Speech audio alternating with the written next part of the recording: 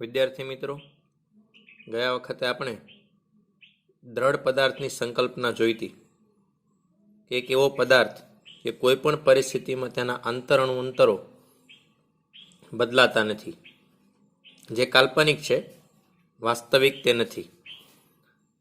તેવા દ્રઢ પદાર્થને લઈને આપણે ચાક ગતિની વ્યાખ્યા જોઈતી કે જો દ્રઢ પદાર્થના બધા જ કણો વર્તુળમાં ગતિ કરતા હોય અને આ વર્તુળના કેન્દ્રો એક નિશ્ચિત સુરેખા ઉપર સ્થિર હોય, બે શરત જે છે તે શરત જો પાલન થતું હોય તો તે પદાર્થ ચાક ગતિ કરે છે તેમ કહેવાય. તે બાબત આપણે જોઈતી. સાથે સાથે ચલિત અક્ષને અનુલક્ષીને ચાક ગતિ કે આવી સ્થિર અક્ષ હોય તે જમીનના કોઈ બિંદુ સાથે ફિક્સ પોઈન્ટ ઉપર જોડાઈને એ અક્ષ બદલ્યા કરતી હોય એવું ભમરડાનું ઉદાહરણ જોયું હતું, ટેબલ ફેનનું ઉદાહરણ જોયું હતું. ત્યારબાદ રોલિંગ ગતિ પણ આપણે જોઈતી. આજે આપણે ચેપ્ટરની શરૂઆતના ખૂબ મહત્વના ટોપિક જે છે દ્રવ્યમાન કેન્દ્ર એટલે કે સેન્ટર ઓફ માસ ના વિષય ઉપર વાત કરવાના છીએ. દરેક પદાર્થ જે છે તેનું દ્રવ્યમાન કેન્દ્ર ક્યાં આવેલું છે તે જાણવું ખૂબ જરૂરી છે. ઘણા બધા ભૌતિક ઘટનાઓ, ઘણા બધા કોયડાઓ, ઘણી બધી બાબતોને સારામાં સારી રીતે સમજવામાં તે મદદરૂપ થાય એમ છે. તેથી આ ચેપ્ટરનો અતિ મહત્વનો પોઈન્ટ છે સેન્ટર ઓફ માસ. તો આવો આજે આપણે સમજીએ દ્રવ્યમાન કેન્દ્ર અથવા સેન્ટર ઓફ માસ. દરેક પદાર્થનું દ્રવ્યમાન કેન્દ્ર એ પદાર્થના સેન્ટરમાં જ હોય તે જરૂરી નથી. કોઈ વાર તે દ્રવ્યની અંદર પણ હોય, કોઈ વાર તે દ્રવ્યની બહાર પણ હોય. જેમ કે આ એક પેન છે તો પેનનું સેન્ટર ઓફ માસ આપણને લાગે કે એની સેન્ટર ઓફ માસ શબ્દ પરથી લાગે કે બરાબર વચ્ચે હશે, પરંતુ તે જરૂરી નથી કે આમનું દ્રવ્યમાન કેન્દ્ર બરાબર વચ્ચે જ હશે. આપણે ચેપ્ટરના અંતે શીખીશું કે આ તરફ દળ ઓછું છે, આ તરફ દળ વધારે છે, તો સેન્ટરથી સહેજ આ તરફ દળ તરફ એમનું સેન્ટર ઓફ માસ હોય છે.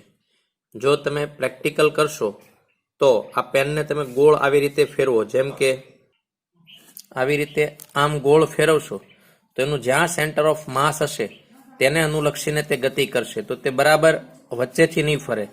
પેન જે છે તે બરાબર વચ્ચેથી નહીં ફરે. એ જે પેન છે એ સેન્ટરથી સહેજ આ તરફ એનું સેન્ટર ઓફ માસ હશે, તેને અનુલક્ષીને ચાક ગતિ કરશે. તો આનું સેન્ટર ઓફ માસ જે છે તે જો અહીં પેન કટ કરી દઈએ, બરાબર બેલેન્સ બનાવી દઈએ, દળ સમાન રીતે વિતરિત કરી દઈએ, આ ઓછો ભાગ કટ કરી દઈએ, તો ફિટ સેન્ટરમાં આનું સેન્ટર ઓફ માસ જે છે તે તમને મળશે. તેથી દરેક પદાર્થનું સેન્ટર ઓફ માસ જે છે એ ડિફરન્ટ જગ્યા ઉપર છે. કઈ જગ્યા ઉપર છે, કેવી રીતે, તે આપણે મેળવીશું. કોઈ વખત સેન્ટર ઓફ માસ છે એ દ્રવ્યની બહાર પણ હોય. આ રિંગ છે તો રિંગનું સેન્ટર ઓફ માસ જે છે એ અહીંયા છે, અહીંયા. એટલે અહીંયા રિંગ, જો આ જેની રિંગ બનેલી છે તે દ્રવ્ય નથી, તે અહીંયા છે, અહીંયા. તો દ્રવ્યની બહાર સેન્ટર ઓફ માસ હોય. એટલે કોઈ પદાર્થ, વિવિધ પદાર્થોના સેન્ટર ઓફ માસ કેવી રીતે મેળવી શકાય તે આપણે જોવાના છીએ.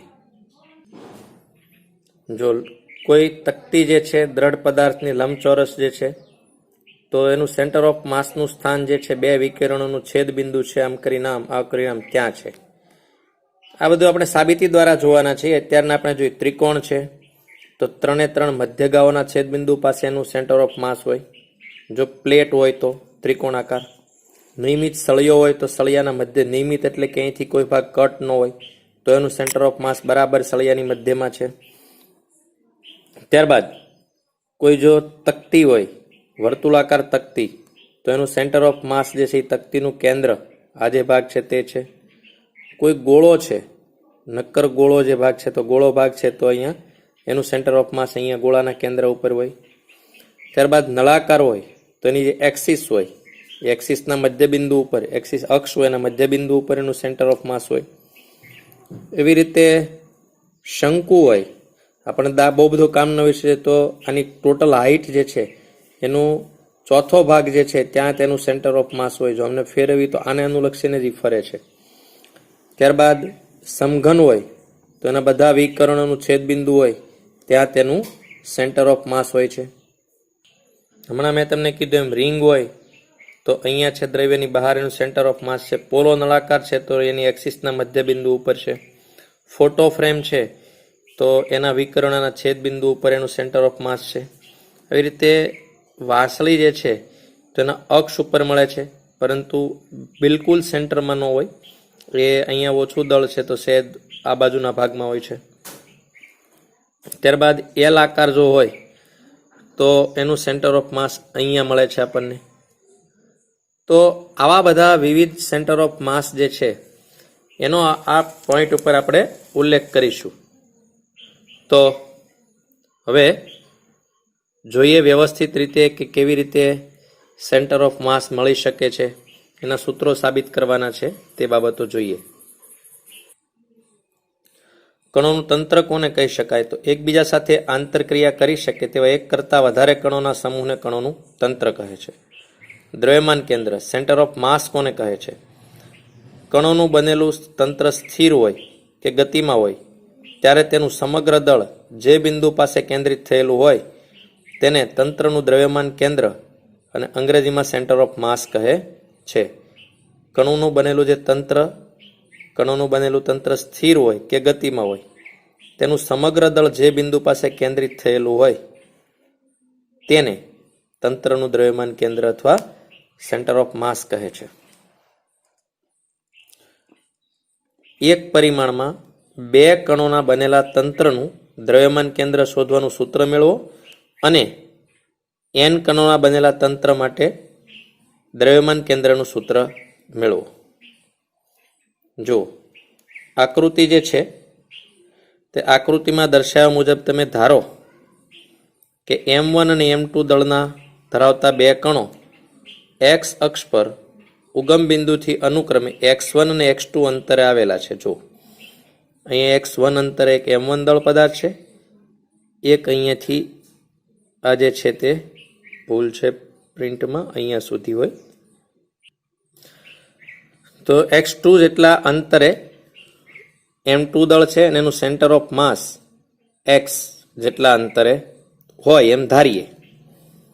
હવે આ તંત્રનું દ્રવ્યમાન કેન્દ્ર એવું એક બિંદુ છે કે જે ઉગમ બિંદુઓથી x અંતરે આવેલું છે એમ ધારીએ તો એમનું સૂત્ર આવે કે દળ ગુણ્યા અંતર પ્લસ દળ ગુણ્યા અંતર ભાગ્યા બંનેના અંતર.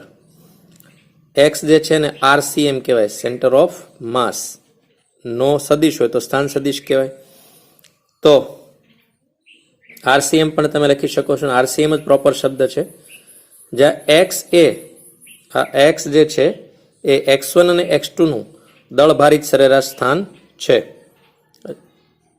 જો M1 બરાબર M2 બરાબર M હોય તો બધી જ જગ્યાએ આપણે M મૂકી દઈશું તો 2M આવશે.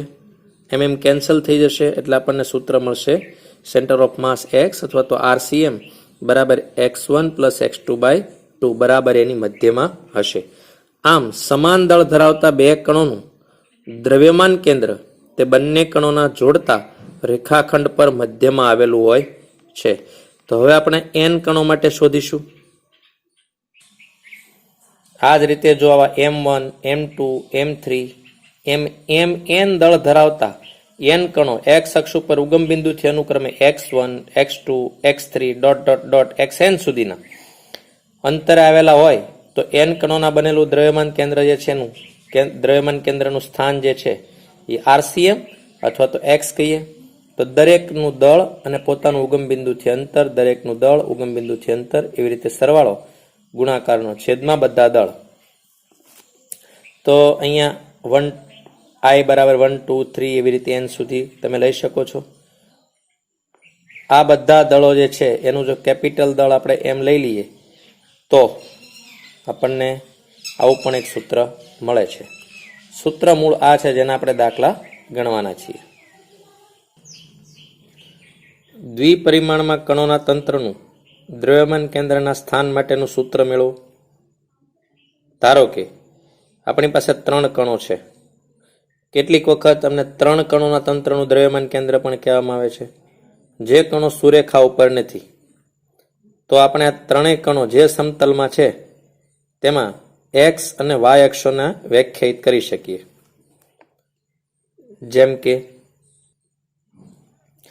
આવી રીતે એક્સ અને વાય અક્ષો પસંદ કરીએ તો ધારો કે આ 3 કણો છે, કે M1 છે, કે M2 છે, M3 છે, એક રેખા ઉપર નથી, તો દરેકના એક્સ યામ અને વાય યામ આપણે પસંદ કરી શકીએ. જેમ કે આને x1 y1 કહીએ, x2 y2 કહીએ, x3 y3 કહીએ, આવી રીતે. તો જો 3 કણોના સ્થાન અનુક્રમે x1 y1, x2 y2, x3 y3 એ પોઝિશન દર્શાવી આપણે. ધારો કે આ 3 કણોનું દ્રવ્યમાન કેન્દ્ર સી ને એ જે દ્રવ્યમાન કેન્દ્ર છે એના યામો આપણે એક્સ અને વાય લઈએ, તો નીચે મુજબ વ્યાખ્યાયિત કરી શકાય કે ભાઈ એક્સ યામ જે છે તો દરેક કણ જે છે એનું દળ M1 અને x1, M2 અને x2, M3 અને x3 છેદના બધાના દળનો સરવાળો અગાઉ શીખ્યા તે પ્રમાણે. આ જ રીતે વાયયામ માટે મેળવી શકીએ. તો દરેક માટે દળ અને વાયયામ અને એનું સૂત્ર. હવે જો દળ બધાના સમાન હોય તો એક્સ યામ માટે જેવી રીતે મળે છે એવી જ રીતે વાયયામ માટે પણ આપણને સૂત્ર મળે છે. આમ સમાન દળના 3 કણો માટે તેનું દ્રવ્યમાન કેન્દ્ર આ કણથી બનતા ત્રિકોણના મધ્ય કેન્દ્ર ઉપર હશે. આમ એક જ રેખા પર ન હોય તેવા કણોના દ્રવ્યમાન કેન્દ્ર નીચે મુજબ મળે છે કે એક્સ યામ, એક્સ અને વાય યામો એના આ ટાઈપના મળે છે M, પછી XY, M2 XY અને M1 પ્લસ M2. ત્રિપરિમાણમાં n કણોનું દ્રવ્યમાન કેન્દ્ર. તો n કણોના બનેલું તંત્ર છે એ તંત્ર માટે ત્રિપરિમાણમાં દ્રવ્યમાન કેન્દ્રના સ્થાન સદિશનું સૂત્ર મેળવો. તો આકૃતિમાં તમે જુઓ M1 દળનો સ્થાન સદિશ જે છે એ R1 છે.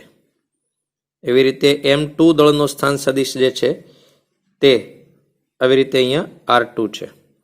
M3 દળ જે છે એનો સ્થાન સદિશ છે R3. આવી રીતે 4, 5, 6, 7 એમાં ઘણા બધા કણો છે. હવે આ બધા કણોનું સેન્ટર ઓફ માસ આપણે શોધવું છે. આ તંત્રનું, આ n કણોનું તંત્ર છે. અનેક અસંખ્ય કણો છે અને તમે કંઈ પણ ધારી શકો.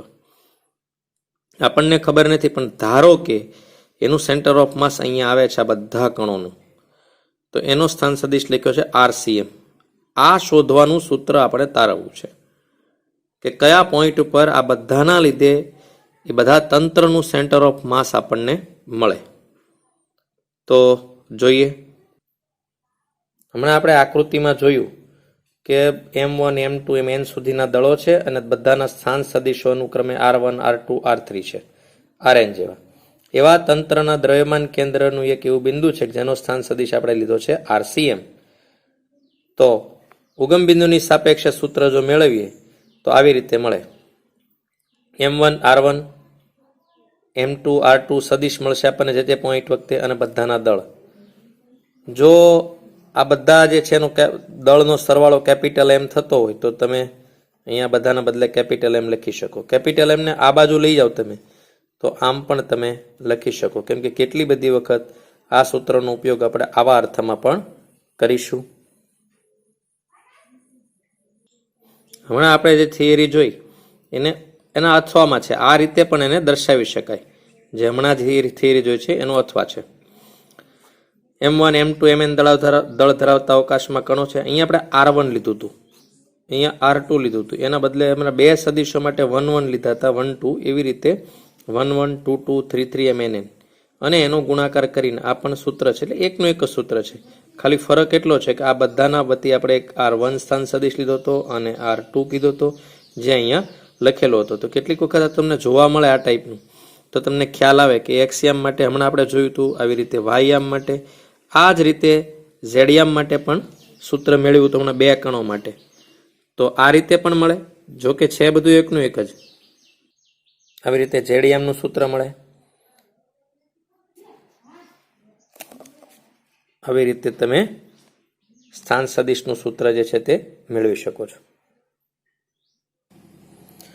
દ્રઢ પદાર્થના દ્રવ્યમાન કેન્દ્રનું સ્થાન શોધવા સાથી પદાર્થને સૂક્ષ્મ વિભાગેલો ગણવામાં આવે છે.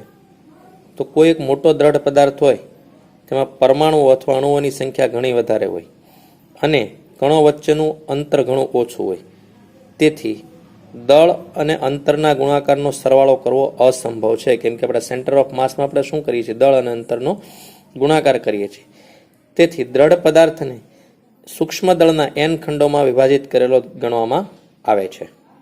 હવે આપણે જોઈએ અગત્યનો સવાલ પાછો. ઘન પદાર્થના દ્રવ્યમાન કેન્દ્ર નક્કી કરવાની સૈદ્ધાંતિક રીતનું વર્ણન કરો. ધારો કે અહીં એક આવો ઘન પદાર્થ છે જે તમને આકાર દેખાય છે, તે એની અંદર નાના નાના મેં અમુક દળ ધરાવતા DM1 ડી એટલે સૂક્ષ્મ દળ, આ એક સૂક્ષ્મ દળનો ટુકડો ધાર્યો છે જેનો સ્થાન સદિશ લીધો છે R1. બીજો સૂક્ષ્મ દળ એક નાનો એવો લીધો છે જેનો સ્થાન સદિશ છે R2. એવી રીતે Rn સુધી હું ધારી શકું છું અલગ અલગ. અને અહીંયા એક જે છે R જે છે એનો મેં દળ લીધું છે N, DM દળ છે અને સ્થાન સદિશ છે R.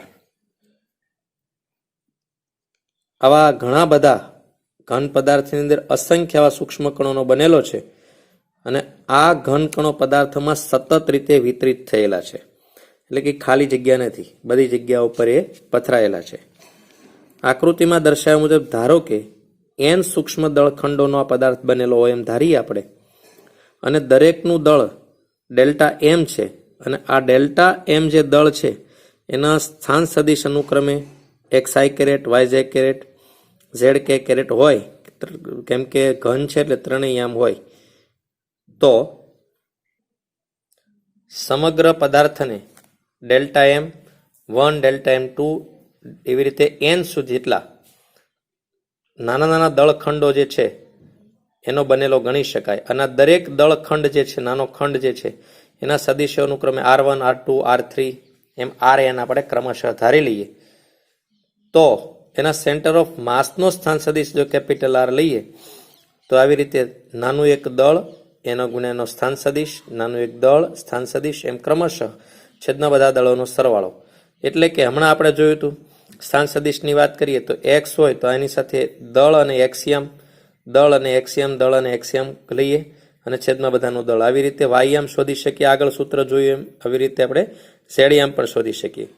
જો કણોની સંખ્યા વધારે હોય તો ડેલ્ટા m નાનો થાય, તો એનો સરવાળો સંકલનથી કરીશું આપણે.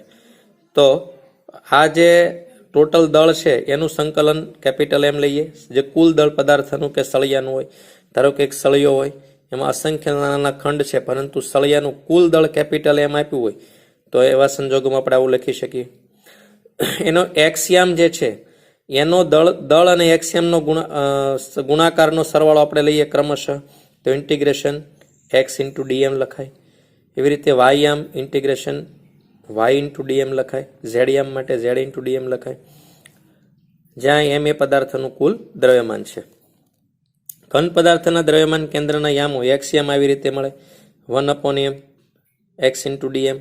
તમે આ સૂત્ર જે આગળ આપણે મેળવ્યું હતું એ જ સૂત્ર આ રીતે આપણે લખી દીધું. ઘણા બધા ખંડ છે ત્યારે, નહીં તો કેવી રીતે લખત કે ભાઈ dm પછી x યામનો પહેલો 1 પદાર્થ, પછી 2, પછી 3, પછી 4, બધાના છેદમાં કુલ દળ. તો મેં કુલ દળ પહેલા અહીંયા લઈ લીધું અને આ બધાનો સરવાળો લઈ લીધો. આખરે આપણું સૂત્ર તો આ જ છે કે ભાઈ ઉગમ બિંદુની સાપેક્ષે જે તે દળખંડનું અંતર એને ગુણ્યા દળ પ્લસ અંતર ગુણ્યા દળ, તો એ બધાનો સરવાળો કરવાનો. તો ઇન્ટિગ્રેશન એટલે સંકલન, સંકલન એટલે સરવાળો, સરવાળો ભાગ્યા કુલ દળ, તો કુલ દળ મેં અહીં લઈ લીધું છે. એવી રીતે અહીંયા વાયયામ, એવી રીતે ઝેડિયમ. ધારો કે જો કોઈ પદાર્થ જે છે એના દ્રવ્યમાન કેન્દ્રને તમે ઉગમ બિંદુ ઉપર લઈ લો તો R(x,y,z) = 0 થાય, કેમ કે ઉગમ બિંદુ એ બધા યામ 0, 0 હોય, એટલે કે R(dm) = પણ 0 થાય. અથવા તો આપણે યાદ એટલા માટે રાખીશું, કેટલાક દાખલાઓમાં એવું આપેલું છે કે સેન્ટર ઓફ માસ જે છે ઉગમ બિંદુ ઉપર આવતું છે. આ બધી જ બાબતો જે થિયરી છે એની તમને દાખલાથી જ આપણને ખ્યાલ વધુ આવવાનો છે. તેમ છતાં એક વાર નોટમાં લખવાની એટલા માટે છે કે આ બધા સવાલો કોઈ એક મંગળવારની પરીક્ષામાં પૂછાવાના છે, તો ત્યારે તૈયારી કરતાં પણ આપણને ફાવે, લખતા પણ આપણને આવડવા જોઈએ. તો integration x dm, integration y dm, integration z dm is equal to 0. તો આ છેલ્લી લાઈન છે એ પણ અગત્યની આઈએમપી છે, આપણે એને યાદ રાખીશું. આવી રીતે વિદ્યાર્થી મિત્રો આજે આપણે સેન્ટર ઓફ માસના વિવિધ એક પરિમાણ હોય માં રહેલા 2 કણોનું સૂત્ર જોયું, 2 પરિમાણમાં રહેલા 3 કણોનું સૂત્ર જોયું, એવી રીતે n કણોના સૂત્રો જોયા, ત્રિપરિમાણમાં પણ n કણોના સૂત્ર જોયા. કોઈ દળ જે છે જેને એક્સ યામ, વાય યામ, ઝેડ યામ છે, બધાનું જો કોઈ કોમન વાત કહીએ તો એટલું કહી શકીએ કે દળ અને એને ગુણ્યા એનો સ્થાન સદિશ, પોતાનું દળ અને એને ગુણ્યા એનો સ્થાન સદિશ, એ બધાનો સરવાળો ભાગ્યા કુલ દળ. આ મેઇન વાત છે. મોરલ ઓફ ધ સ્ટોરી આટલી કહી શકો તમે. તો તમને દરેકનું સેન્ટર ઓફ માસ મળે છે. તો આવો હવે પછીના વિડીયોમાં તમે આનો ઉપયોગ દાખલામાં કઈ રીતે કરશો, પ્રેક્ટિકલ કઈ રીતે સેન્ટર ઓફ માસ મળે છે તેની વિગતો આપણે જોઈએ. ત્યાં સુધી થિયરી લખી પ્રેક્ટિસ કરી મોઢે લખતા શીખો. ધન્યવાદ.